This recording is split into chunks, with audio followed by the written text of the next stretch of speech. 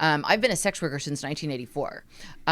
There was a time in my late 20s, early 30s that I was in a really horrible relationship, and I was exploited on a daily basis.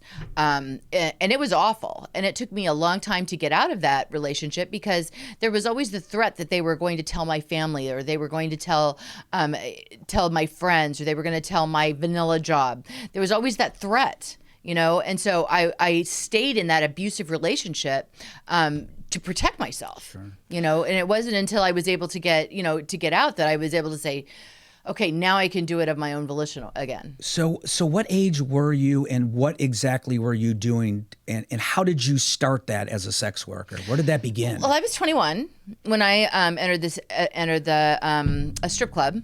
And I wanted to get a job. I needed money to pay my rent. I was working as a hairdresser in a chain salon. I wasn't earning enough money to meet my financial obligations. I wasn't broke, but I needed more money. I wanted to shop too. Wait. Before we go any further, what was your stage name? Do you remember? Oh, God, there's been so many. What was your favorite? What was your Alex Stage 3? Yeah. I doubt it was that, right? I believe Taylor Elizabeth was one of them. Okay. Yeah, I had to know that. I've always kind of gone by non-gender names. I'm not sure why, but somebody has pointed that out to me that Jackie, Alex, yeah. a lot of these names. I like the ones that pick like somebody famous. Say somebody's like yeah. Taylor Swift to Stage 4. Right. Oh, yeah. wait, this is going to be good. Stay for this. Yeah.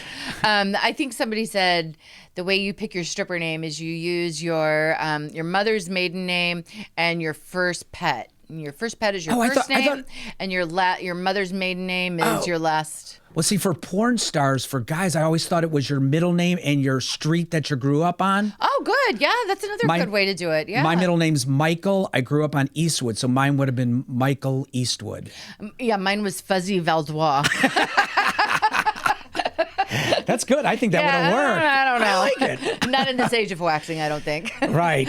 Okay. So you're in a strip club. You're just working as a stripper. I was actually working as a cocktail waitress. Oh, okay. I started out as a cocktail waitress. I made almost $1,100 my first night, and I said, "Oh yeah, this is definitely just as a cocktail waitress." Okay. Yeah. It's just selling drinks and that sort of thing. Eventually, they said you should enter this amateur contest because the strip clubs have, they're all kind of associated, and they'll kind of rotate their performers.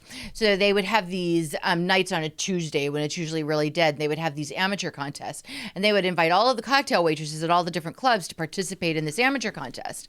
So I did that a couple of times, and you made really good money when you did the amateur Alex contest. is like, I can do this. Whatever. These girls don't know what they're doing. Absolutely. Well, and that was really what it was. The amateur contest was, it was a money maker for the club. People came in, they bought drinks, they hung out, they bought food, they tipped, and it was good for everyone. So I won a couple of amateur contests, and then I thought, this is totally what I'm going to do. And I was working at a club in San Antonio.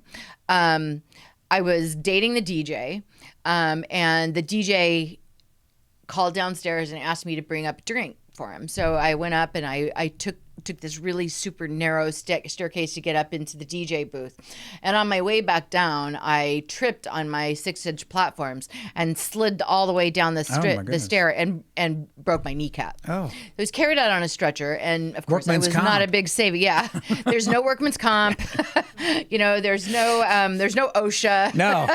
They're not worried about you too much. No, they really aren't. Yeah. There's no health insurance. Yeah. There's no benefits. There's none of that. So I didn't know what I was going to do. And a friend of mine said, well, why don't you try escorting? Wait, by the way, were you what they call like an independent contractor, and you actually pay the strip club to dance there? So like, how does that work? You have to pay them like $50 a night or something? You basically tip out everybody. You have to tip out the bartender. You have to tip out the DJ. You tip out the security. They would sell a drink for $5, and you would get a quarter for each of the drinks that you sold. If you sold a bottle of Moet, for example, you get $50 commission on that.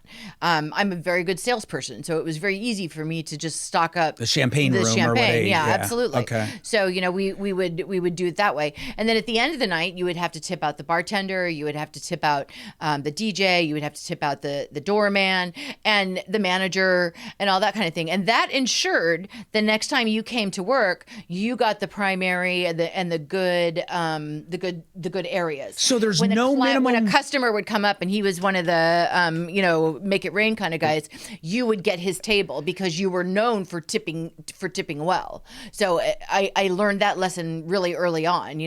Tip the girls because then they'll say, no, I'm only going to order from Alex. Our table is going to be Alex's only. That would be how we would work it.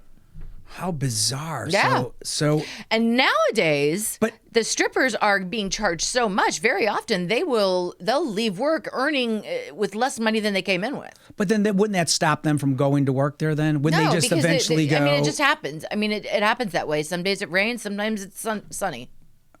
That's got to be hard dancing all night. And there's no organizing within the strip clubs. The management doesn't want you to organize within the strip clubs. There is the erotic providers union that has a union for people who are involved in the sex trade. But it's really hard to get people to pay dues. I'm a member of the erotic service providers union. But it's there's not really any other benefits other than I get to rock it with some really great people. So then you went on to escorting from there. Yes, because there was nothing I could do. So then you were one of those people taking out ads or whatever you had to do. I was actually from the Yellow Pages days when they listed escort services. I remember those days. Yeah, when they listed escort services in the Yellow Pages, and they would call up and you would describe a girl to them, and then you would go on over and you would meet the obligation. You take the call. It was usually a set price with a tip associated with it. You would go in, you would leave, and then you would go on to your next call, go home, wait for another one, whatever. Was that your own little business though? I mean, no, you weren't working for anyone. Yeah, you work for the escort service that actually has the ad up, right? And you give them Sometimes some escort services did a sliding scale. They wanted half of whatever it is you'd earned. I would only work for one that did a flat fee. Okay. I was pretty picky and choosy even then. And if they wanted to do, half of whatever I earned, that they were just dreaming. They could find someone else to do that. But were you nervous all the time of, oh my God, I'm going to get busted this time? I mean, did you look around a room and go, are there cameras? And I know it's back in the day there weren't. No. As a matter of fact, one of the reasons why I fight so hard for sex worker rights is, I'm one of the original burning bra feminists. I'm very committed to bodily autonomy. I'm very committed to every woman has the right to health care, including abortion.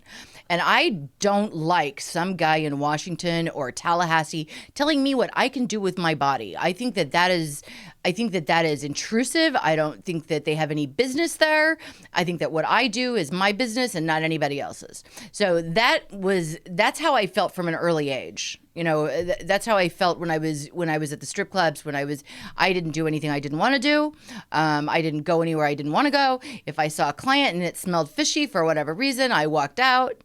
That's the way that we operated. So then how many years did you end up doing the escort thing then? Well, what is yesterday?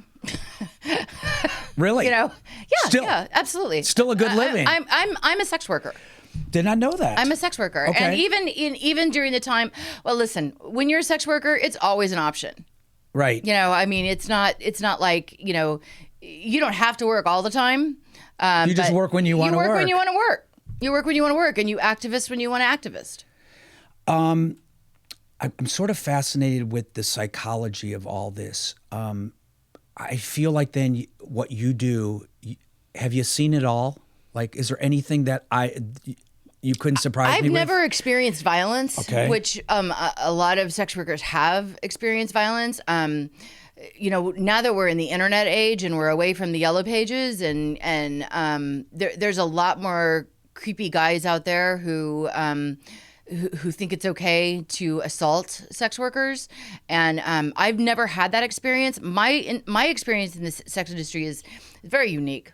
I've never experienced any violence. I've never experienced any kind of trouble like that. I have been arrested, And I have experienced the criminalization.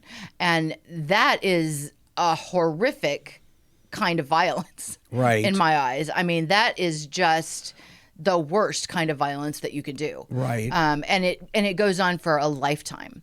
I was arrested in 1991, and I completed my probation, paid all my fines, and in April of this year, I was denied and living in a homeowners association. I was denied by the homeowners association. So from a 91 arrest. So it carries on. They found out you had been arrested. They did a background check for the homeowners association didn't like you. The mortgage company. Yeah, we were buying the house. Right? Yeah, we were buying the house, and the mortgage officer called me up the day before, and he said, "Okay, so we've got this problem." And I said, "What?" And he said, "Well, they don't want to let anyone with a prostitution conviction in." I said, "I had that expunged." And he said, "Well." They still saw it, and that's part of the problem with the vacatur and the expungement of criminal records. They don't take away the arrest. Okay, but before we get out of this subject, you had to have, and even up to this date, you got to run into some bizarre people, though, right? Like everyone is not just the loving and sweet kind of. Just mainly guys? Is this what we're dealing with? You know, you have men and couples. Okay. A lot of times. So is everyone just real polite to you and nice and easygoing? You know, I kind of am. I command respect. So yeah, I've never really had any problems. There have been some off the wall requests, but not. Can you give me one? You know, I'm not into BDSM. Okay. So I don't take calls, or I don't take clients that are looking for a BDSM experience. And I did try that when I was in my younger years, and I just it's not your thing. They take it really seriously, and I'm more of a I'd rather laugh. Right. So yeah, it's just not, that just wasn't my thing. So I don't take those calls.